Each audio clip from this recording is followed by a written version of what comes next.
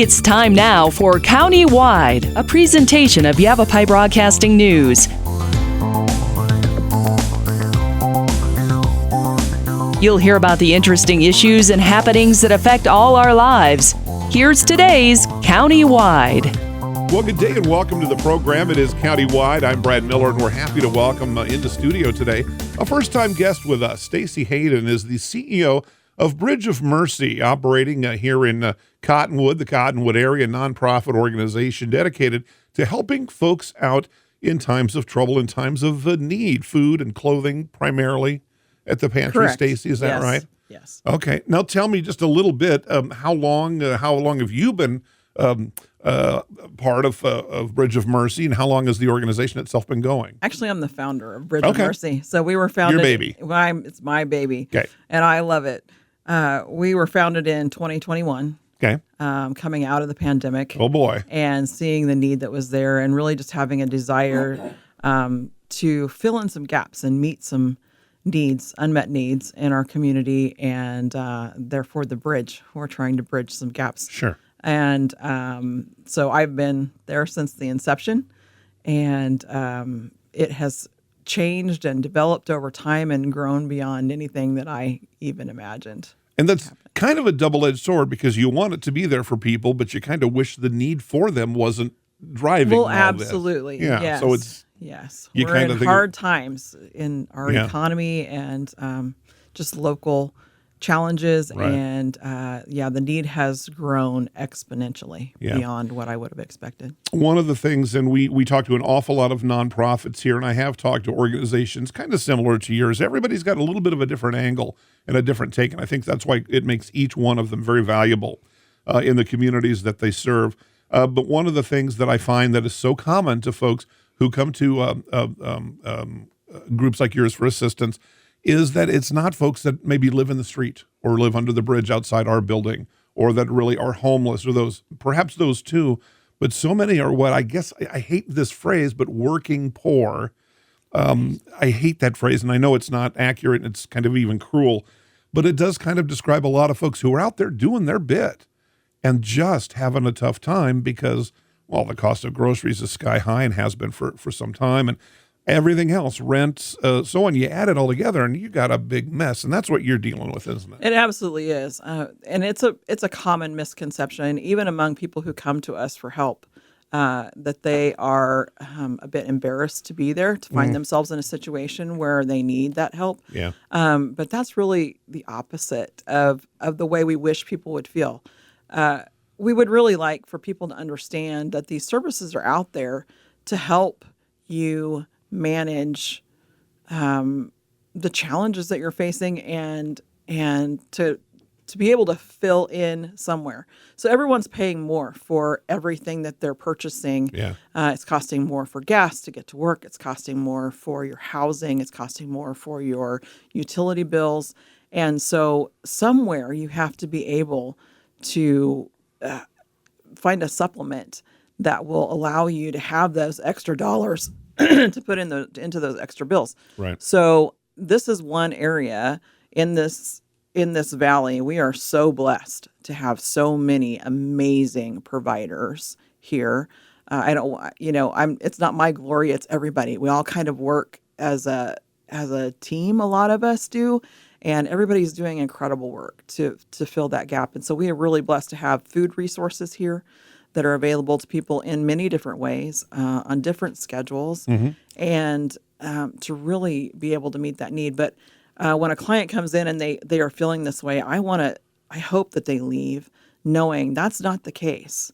We are there for everybody. Yeah. We are there for someone whose Social Security check just doesn't go far enough anymore. Right. Someone who is working and the kids' expenses are eating up what little they have left. It's not a matter of I need to leave it for someone who needs it worse than I do, or it's only for someone who does live out in the alley somewhere. That's not the case. We want to be able to meet those needs for the average family, for the senior citizens, for just anybody who has that need, or who can who can save a little money on their grocery bill and come to those services and get at least part of what they need to feed themselves or their family, and then then finish it at the grocery store. Right. And maybe your grocery bill is cut in half. What a blessing that would be. Right. For the average person. As you describe it, truly to me sounds like that. It's a kind of an older cliche, but it sure seems to apply here. It's a hand up and not a hand out. Absolutely. And that's what folks the intent. typically want.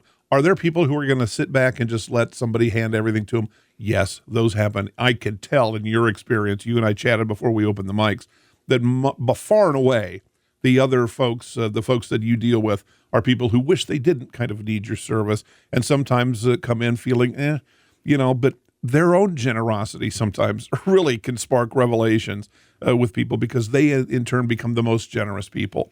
They in turn, when maybe things get back on a straight and narrow for them, find that empathy within themselves and become maybe even part of your organization or others and pay it back. You see that time after time after time. We do. I've seen it so many times in here. We've had volunteers who have been previous clients. See, there you we've go. had donations come in from people who came to us in an isolated time of need, and then once they get back on their feet, they want to be able to provide for other people. There you go. It's really a beautiful thing. Yeah. To see that. Most people are good. There's a song, most people are good, and I think they really are. It's hard to see that sometimes these days, but right here in our own community with Bridge of Mercy and Stacey Hayden, we see that kind of work happening. You sent me some information on the email here, and I want to share it because I thought this was interesting, and it sounds like a little bit different than other kind of food pantries or groups like yours that I've talked to, that the clients are able to make their own food selections. Yes. And that further, you say, kind of helps with the dignity of the process, cuts down on waste because they'll know specifically what their family perhaps will be interested in, or that's a little bit different than I've heard before. How did you come upon that? Well, I've seen it in action in other places, and I just really feel like something that I had heard from people. I was serving in a different place during the pandemic, and during that we had no choice but to just be able to hand out, in order to get the food out to the people. All we could do was box X, Y, and Z, and put it in the car. Similar, and off they go. Yeah, but the people who were the recipients were concerned about the waste. They were concerned about getting things that they couldn't use and feeling like they couldn't go visit their neighbors because of the situation. And so the recipients themselves don't like to get things that they don't know how to use. Or if you get 3 eggplants and you've never cooked an eggplant in your life, what are you supposed to do with that? Right. And sometimes and there are differences culturally in the types of food that people want and will use. Right. And so in order to be able to really dial it in and serve those people to the best of our ability, it made sense to me to make it a shopping model, is what we call it.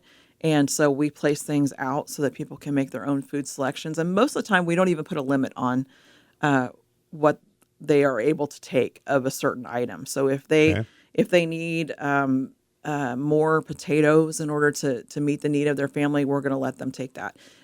We don't tell them they can only have 1 or 2 cans of something, because if I have a family of 6, what good is 1 can of beans going to do me? So there are times when we have high demand items or we have a limited quantity and we have to put a limit on that, but we really try not to when we can. And I find that it just averages out. There's going to be enough people that say no to something that I'm going to have enough. Over time, it does. A balance. Well, it's such it seems so simple, and it seems like just such a common sense kind of way to do it, yet it's a model that can be difficult to put in place. So I'm sure you had some trial and error in getting this. We did. You would have to have. And I have an amazing group of volunteers who have gotten to know our clients as they come through. We know them by name when they come in. We've had people burst into tears because we know their name when they walk in, because they matter to us. Sure. They're our friends and our neighbors, and we're excited to see them. And it's important to our clients that they are treated that way. Sure. And I've had that mentioned to me time and time again, that the way we do what we do really matters to people. Well, it seems here again, when you sit back for a moment and give it some thought, a single elderly gentleman, say, is going to have completely different nutritional needs and desires than a family with 2 little kids, elementary school kids. That'll be different than a family with 2 high school age kids. Exactly. And to kind of, so it's not such cookie cutter, and it does preserve that dignity as you described. I think that's so important. And cuts down on the waste. That's a huge part of it. Recently, that's great. Yeah, recently we received grapefruit juice, for example. I'll use that as an example. And every other person that came through, I can't take that with my medication. I can't have that with my medication. Right. And so we may or may not know that about somebody, but we were able to say, "Oh, would you like some of this instead?" Right. And so that's the kind of thing that we try to do. And when we do get to know our clients, there are some that we know that are diabetic. There are some we know are gluten-free and those kind of things. And there are many times where there's a stack of stuff on my desk because one of my volunteers has put it there so that when, Joe comes through, I'm saving that for Joe. Sure. Because we only have 1 or 2 of those items that's gluten-free, and I know Joe needs that. It fits his needs. That's great. That's how you get that hands-on, that tactile feel with the people that you serve. I want to talk, you are connected with St. Mary's. We are. Yeah, okay, let's do this. I need to take a little break, so we'll get into that when we come back. And then I want to talk about those amazing volunteers that you described in the information you sent to me, because I know they make it happen. You're at the top of that chain, but without them, nobody gets served. We're talking with Stacey Hayden. Stacey's with Bridge of Mercy in Cottonwood. It's countywide. We'll take a short break and be back right after this. Life changes, then it changes again. Predicting the unexpected in life is impossible. That's why it's called unexpected. So when it comes to financial goals, our philosophy is don't predict, prepare. Hi, I'm Edward Jones financial advisor Matthias Sandoval. A job loss, change in health, or a loss of a loved one can have a big impact on your family's financial security. Let's work together to help make sure you're equipped for life's unexpected events. Call our office to schedule a face-to-face appointment. Edward Jones, making sense of investing. Member SIPC. Verde Solaire, your hometown heating, air conditioning, and plumbing company in the Verde Valley. And your trusted North Central Arizona Goodman dealer. Goodman is a name you can trust with the revolutionary Comfort Bridge technology factory installed into select Goodman gas furnaces and air handlers to ensure the entire system operates at peak energy efficient performance. Verde Solaire offers free in-home estimates, locally owned and operated since 1983. Visit them at verdesolaire.com. Better, cleaner, faster. Thank you so very much for your generosity and kindness in helping others. I hope that you take advantage of the many Arizona state tax credits available when giving to qualified charities and schools. If you haven't taken advantage, I hope you'll ask your favorite charity if they qualify. You can go to Arizona Department of Revenue website, search for tax credits, and look at the list of qualifying charities. Then look at your latest Arizona income tax return and see how an Arizona tax credit can benefit many. This is Lewis saying thanks again. Let's talk. That's the message from Jonna Randall Murdoch, your local Farm Bureau agent, providing a personal touch when making insurance and financial decisions. Jonna will simplify your insurance needs while offering competitive pricing.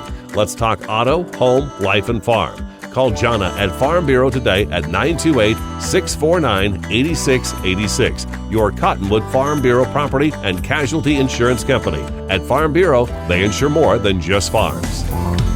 Welcome back to the program. It's Countywide. I'm Brad Miller. Stacey Hayden is our guest today. Bridge of Mercy, operating in the Cottonwood area. And you've got, how many, about a dozen volunteers? Or we do. Folks helping you? We have a consistent number. I have a faithful few. We have about 12 who help with the unloading, stacking of goods, and the logistics of it all. Yes. Huge part of an operation like yours. And you're work kind of in conjunction with, I don't know the proper word, partnership with St. Mary's? They consider it a partnership, okay. Yes. You go through a process to be vetted and approved. And they've been fantastic to work with. And they are the primary supplier of the food. That's how we get fresh produce to be able to give to our clients. And absolutely. And the most nutritional value comes from those things. We also have teenager food. We have some chips and those snacks and kind of things also. I love how you call it.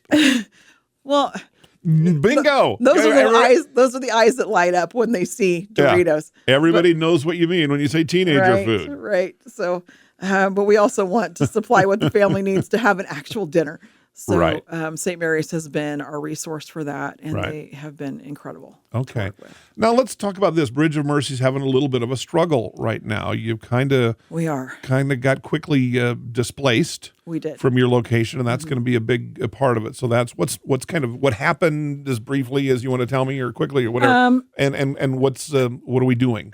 So we had kind of a short notice that we were losing our pantry space, and I don't want to be derogatory about that at all, but It was a surprise. it was a surprise. Okay. It came as a surprise to us.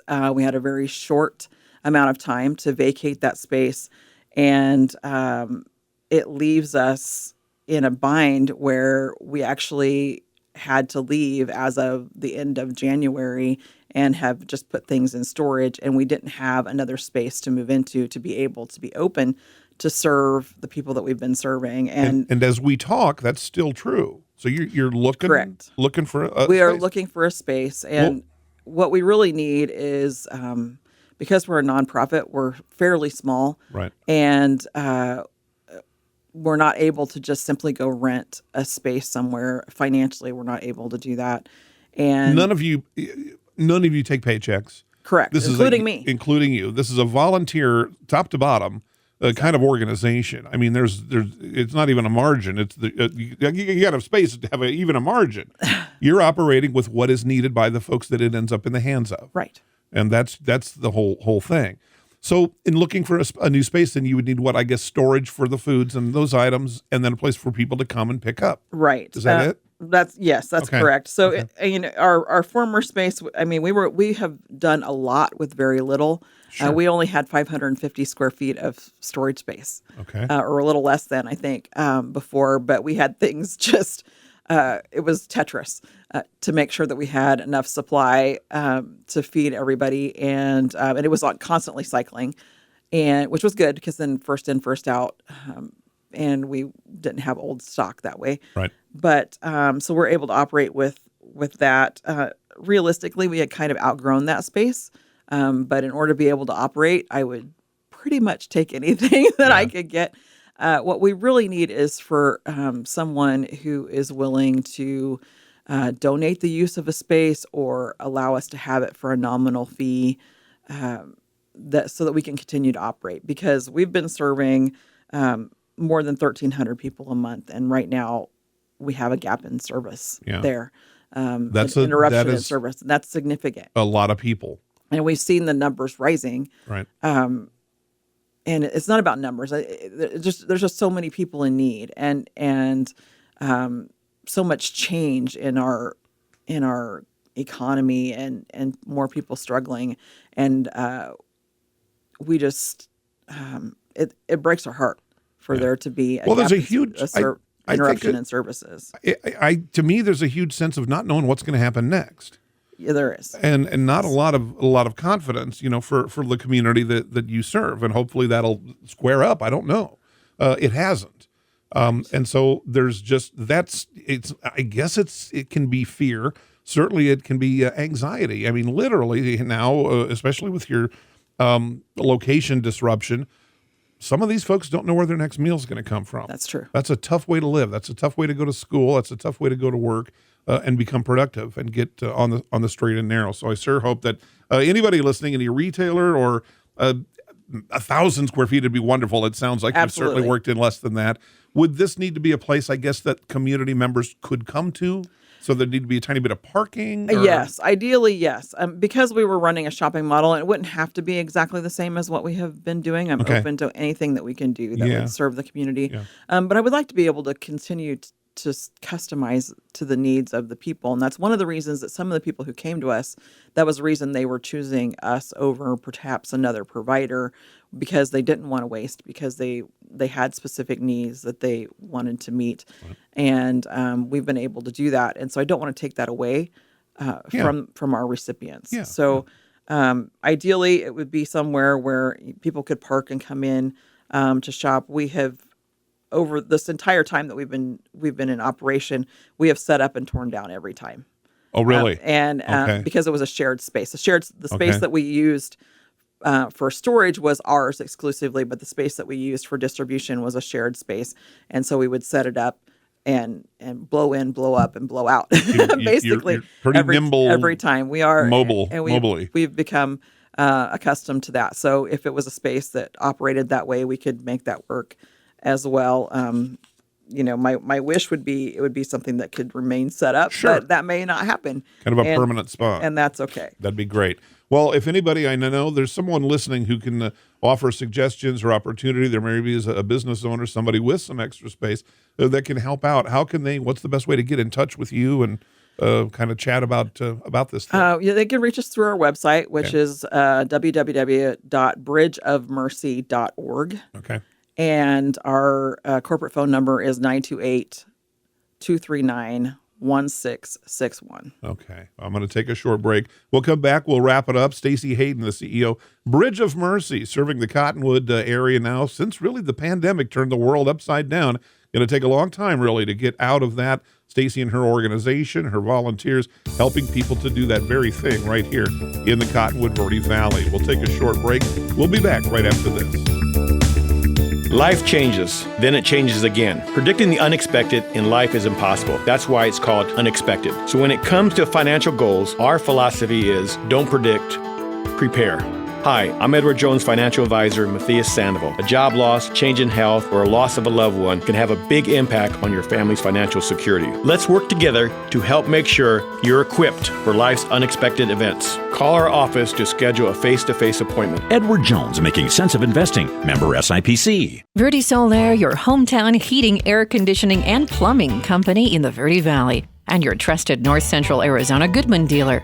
Goodman is a name you can trust with the revolutionary Comfort Bridge technology, factory installed into select Goodman gas furnaces and air handlers to ensure the entire system operates at peak energy efficient performance.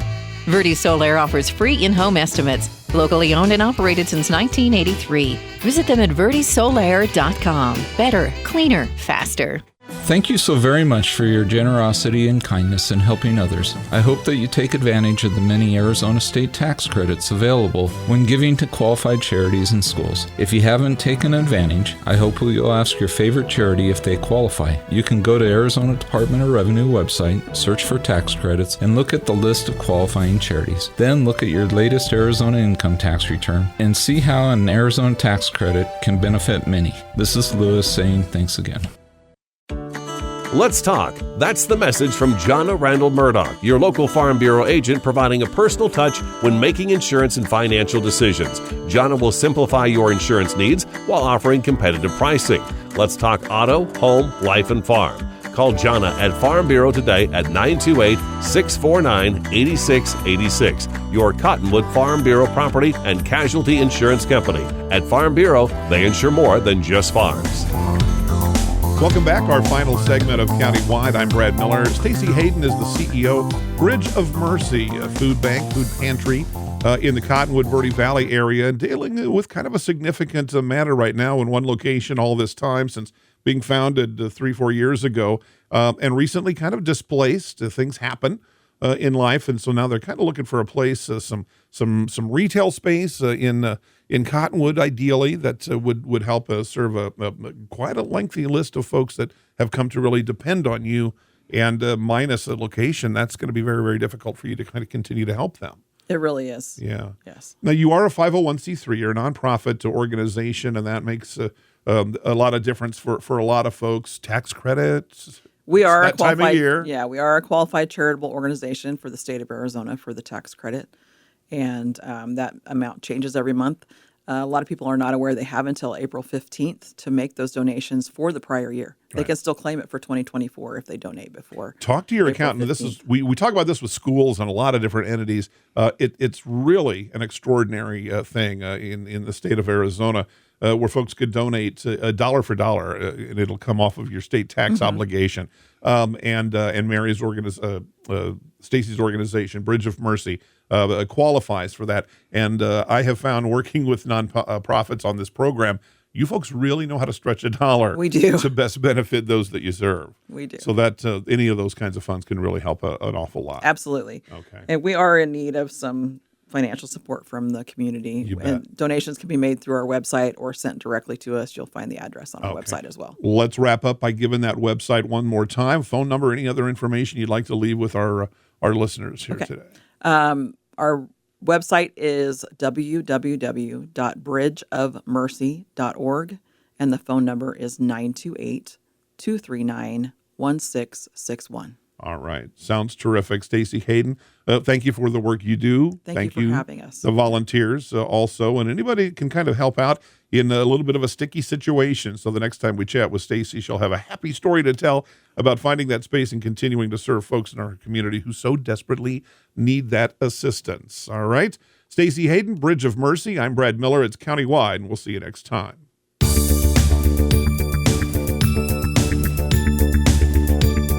This has been Countywide. Listen in each Tuesday and Thursday at this time. If you have a topic or guest idea that you'd like to suggest, email us, news@myradioplace.com.